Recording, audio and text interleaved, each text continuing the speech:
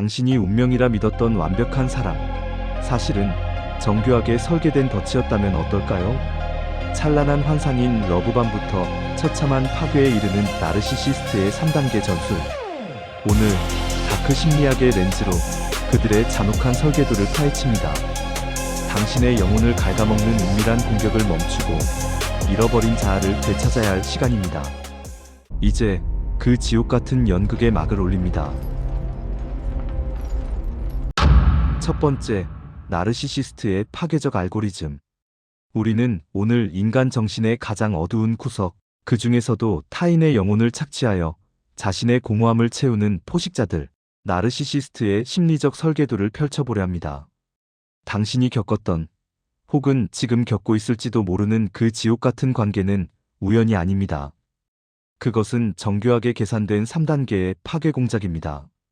다크 심리학의 관점에서 그들이 어떻게 당신의 방어 기제를 무력화하고 서서히 자아를 해체시키는지, 그 첫 번째 단계인 환상의 구축과 포획부터 시작해 보겠습니다. 그들과의 첫 만남을 떠올려 보십시오. 그것은 마치 흑백 영화 속에서 갑자기 총천연색 섬광이 터지는 것과 같았을 겁니다. 당신은 아마도 운명이나 소울메이트라는 단어를 떠올렸을지도 모릅니다. 하지만 다크 심리학은 이것을 다른 이름으로 부릅니다. 바로 미러링을 통한 러브바밍의 시작입니다. 나르시시스트는 관계 초기에 당신이라는 사람을 학습합니다. 당신의 취향, 당신의 결핍, 당신이 세상으로부터 인정받고 싶어하는 그 은밀한 욕망까지 스캔합니다. 그리고 그들은 카멜레온처럼 당신이 가장 완벽하다고 느낄 만한 이상형의 가면을 뒤집었습니다. 당신이 예민한 예술적 감수성을 지녔다면 그들은 고뇌하는 예술가가 되고, 당신이 안정감을 원한다면 그들은 흔들리지 않는 바위가 되어 나타납니다. 당신은 그들을 사랑한 것이 아닙니다. 당신은 그들이 비추어주는 이상화된 당신 자신의 모습에 매료된 것입니다. 이것이 그들이 당신의 경계심을 허무는 첫 번째 열쇠입니다. 2단계에서 러브바밍은 말 그대로 폭격처럼 쏟아집니다. 끊임없는 연락, 과도한 칭찬, 이른 시기에 이루어지는 미래에 대한 확신, 그리고 당신의 존재 가치를 극단적으로 높여주는 언어들. 이것은 단순한 애정 표현이 아닙니다. 당신의 뇌를 도파민과 옥시토신으로 절여버리는 화학적 공격입니다. 이 호르몬의 홍수 속에서 당신의 이성적 판단 능력은 마비됩니다. 너무 빠른 것 아닐까? 어딘가 좀 과한데? 라는 직관의 경고음은 그들이 제공하는 강렬한 쾌락의 소음에 묻혀버립니다. 그들은 당신을 세상에서 가장 특별한 존재로 만듭니다. 하지만 이 특별함의 부여는 공짜가 아닙니다. 그들은 당신을 높은 좌대에 올려놓음으로써 동시에 자신들을 당신의 구원자 위치에 올려놓습니다. 당신의 모든 정서적 욕구를 충족시켜주는 유일한 공급원이 됨으로써 당신의 삶에서 다른 모든 관계와 흥미를 서서히 차단하기 시작합니다. 친구와의 약속보다 그들의 연락을 기다리는 시간이 길어지고, 자신의 취미보다 그들의 기분을 맞추는 것이 우선순위가 됩니다. 이것이 바로 고립의 전초전입니다. 이 시기에 나르시시스트는 당신의 가장 깊은 비밀과 약점들을 수집합니다. 당신은 그들을 완벽하게 신뢰하기에 누구에게도 말하지 못했던 상처들을 털어놓습니다.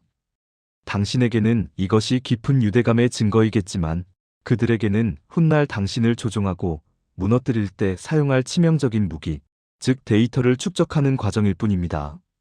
그들은 당신의 트라우마를 공감하는 척하지만 실제로는 그 트라우마를 자극하여 자신에게 의존하게 만들 타이밍을 계산하고 있습니다.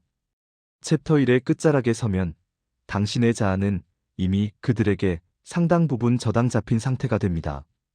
당신의 기분은 그들의 연락 유무에 따라 천국과 지옥을 오갑니다. 당신은 그들이 제공한 환상적인 이미지를 진짜 그 사람이라고 굳게 믿게 됩니다. 이 강력한 초기 각인 효과는 앞으로 닥쳐올 지옥 같은 평가절하의 단계에서도 당신이 그들을 쉽게 떠나지 못하게 만드는 강력한 닻이 될 것입니다.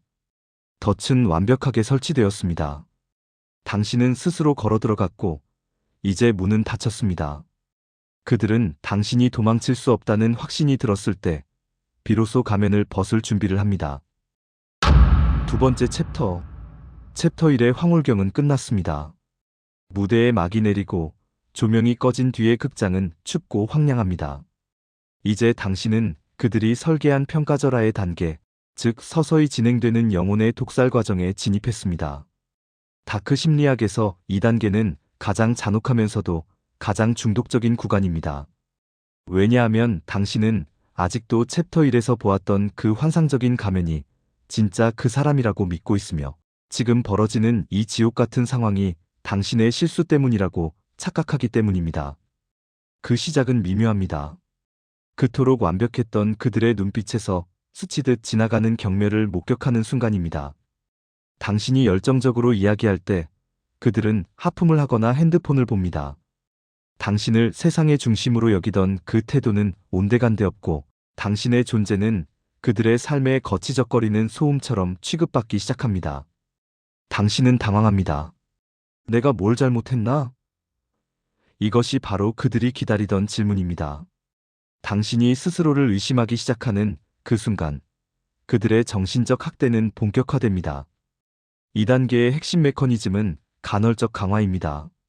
이것은 도박 중독의 원리와 정확히 일치합니다.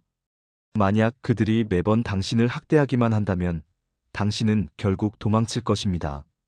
하지만 나르시시스트는 영리합니다. 그들은 10번의 냉담함과 비난 속에 단 한 번 챕터 1에서 보여주었던 그 달콤한 모습을 섞어 던져줍니다. 당신은 그 작은 빵 부스러기 같은 애정에 열광하며 다시 예전으로 돌아갈 수 있다는 희망 고문에 시달립니다. 당신은 그 한 번의 대박을 위해 고통스러운 레버를 계속 당기는 도박꾼이 된 것입니다. 이제 가스라이팅이라는 단어가 당신의 일상을 지배합니다. 그들은 명백히 일어난 사건을 부인합니다. 난 그런 말 한 적 없어. 네가 너무 예민한 거야. 너 또 상상하는구나. 당신의 기억, 당신의 감정, 당신의 현실 인식 능력은 그들의 끊임없는 부정 앞에서 조각납니다. 당신은 점점 자신의 온전한 정신을 의심하게 되고 현실을 판단하는 기준을 당신 자신이 아닌 나르시시스트에게 의탁하게 됩니다. 그들이 이건 검은색이야 라고 말하면 당신은 눈앞의 흰색을 보면서도 혼란스러워하며 검은색이라고 믿으려 애쓰게 됩니다. 이어서 그들은 삼각관계를 도입합니다. 당신을 불안하게 만들고 경쟁심을 유발하기 위해 제3자를 끌어들입니다. 그것은 전 애인일 수도, 매력적인 직장 동료일 수도, 심지어 그들의 부모일 수도 있습니다. 내 전 애인은 안 그랬는데 너는 왜 그래? 저 사람은 정말 능력 있던데. 그들은 당신을 끊임없이 타인과 비교하며 깎아내립니다. 당신은 그 제3자를 질투하지만 사실 그 제3자 역시 나르시시스트의 연극에 동원된 또 다른 소품에 불과하다는 것을 깨닫지 못합니다. 이 과정을 통해 당신의 자존감은 바닥을 치고 오직 나르시시스트의 인정을 받기 위해 필사적으로 매달리는 노예 상태가 됩니다. 당신의 삶은 이제 살얼음판을 걷는 것과 같습니다. 그들의 기분을 거스르지 않기 위해 당신의 모든 말과 행동을 검열합니다. 당신의 고유한 색채는 사라지고 오직 그들의 비위를 맞추기 위한 무채색의 그림자만이 남습니다. 그들은 자신의 모든 부정적인 감정, 실패, 열등감을 당신에게 투사합니다. 그들이 이기적인 행동을 해놓고 당신에게 이기적이라고 비난합니다. 그들이 바람을 피우고 있으면서 당신을 의심합니다. 당신은 그들의 감정 쓰레기통이 되어 그들이 버린 오물을 뒤집어 쓰고 죄책감에 시달립니다. 챕터 2의 끝에서 당신은 이미 당신이 아닙니다.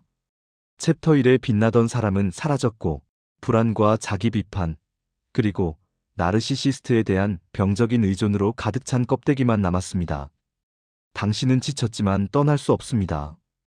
이미 너무 많은 에너지를 투자했고 무엇보다 당신의 자아가 너무 약해져서 홀로 설 힘이 없기 때문입니다. 그리고 그들은 이 상태를 즐깁니다. 당신이 완전히 고갈되어 더 이상 그들에게 줄 공급이 없다고 판단될 때까지 이 잔혹한 착취는 계속될 것입니다. 이제 마지막 단계, 폐기만이 남았습니다. 마지막 챕터 폐기와 잔해, 그리고 탈출. 우리는 이제 나르시시스트의 3단계 전술 중 가장 잔인하고 차가운 종착지, 폐기와 그 이후의 파괴 단계에 도달했습니다. 챕터 1의 화려한 조명과 챕터 2의 고통스러운 갈등조차 그리워질 만큼 이 마지막 단계는 당신이라는 존재를 철저히 부정하고 소모품처럼 내던지는 과정입니다. 다크 심리학은 이 과정을 정서적 살인이라 부르기도 합니다. 당신은 아마도 이 관계를 회복하기 위해 마지막 힘을 짜내고 있을지 모릅니다. 하지만 기억하십시오. 그들에게 당신은 처음부터 인격체가 아닌 공급원에 불과했습니다. 건전지가 다 닳으면 미련 없이 쓰레기통에 던져지듯 당신의 자존감과 에너지가 바닥나 더 이상 뽑아낼 공급이 없다고 판단되는 순간 그들은 일말의 가책도 없이 당신을 폐기합니다. 폐기는 예고 없이 찾아옵니다. 어제까지만 해도 당신을 비난하며 싸우던 그들이 오늘은 마치 당신이 존재하지 않는 사람인 것처럼 투명인간 취급을 하거나 단 한마디의 설명도 없이 잠적해버립니다. 이것은 단순한 이별이 아닙니다.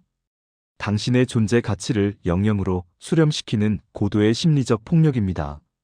당신은 왜 무엇이 잘못되었나라는 질문의 감옥에 갇히게 되지만 그들은 이미 새로운 공급원을 찾아 떠난 뒤입니다. 이 단계에서 나르시시스트가 사용하는 가장 비열한 무기는 스미어 캠페인, 즉 평판 저하 공작입니다. 그들은 당신을 버리기 전으로 주변 사람들에게 당신을 미친 사람, 불안정한 사람, 혹은 자신을 괴롭힌 가해자로 묘사합니다. 그들이 챕터 1에서 수집했던 당신의 비밀과 취약점들은 이제 왜곡되어 당신을 공격하는 화살이 됩니다. 당신이 고립된 사이, 그들은 플라잉 몽키라 불리는 조력자들을 포섭하여 당신을 사회적으로 매장하려 합니다. 당신은 연인 혹은 소중한 사람을 잃었을 뿐만 아니라 당신의 인간관계 전체가 오염되는 비극을 경험하게 됩니다. 하지만 더 무서운 것은 후버링입니다. 당신이 겨우 마음을 추스르고 그들을 잊으려 할 때 그들은 다시 진공청소기처럼 당신을 빨아들이려 나타납니다. 갑작스러운 사과, 예전에 다정했던 모습, 혹은 동정심을 유발하는 위기 상황을 연출하며 당신의 죄책감을 자극합니다. 이것은 당신을 사랑해서가 아닙니다. 단지 그들이 새로 찾은 공급원이 만족스럽지 않거나 당신이 아직도 자신의 통제권 안에 있는지 확인하고 싶은 권력욕 때문입니다. 이 후버링에 응하는 순간 당신은 챕터 2의 지옥으로 다시 소환되어 더 처참하게 짓밟히게 됩니다. 이제 이 잔혹한 알고리즘을 멈춰야 합니다. 다크 심리학의 방어 기제 중 유일하게 유효한 해결책은 노 컨택트, 즉 완전한 단절입니다. 그들에게 어떠한 감정적 반응도 보이지 않는 그레이락, 회색 돌 기법을 사용하십시오. 당신이 그들에게 아무런 반응을 보이지 않을 때, 즉 기쁨도 슬픔도 분노도 주지 않을 때, 그들은 비로소 당신에게서 흥미를 잃고 떠나갑니다. 당신은 무너졌을지 모릅니다. 하지만 기억하십시오. 부서진 것은 당신의 자아가 아니라 그들이 당신에게 씌웠던 가짜 껍데기일 뿐입니다. 그들이 당신을 파괴하려 했던 이유는 역설적으로 당신이 그만큼 빛나는 에너지를 가진 존재였기 때문입니다.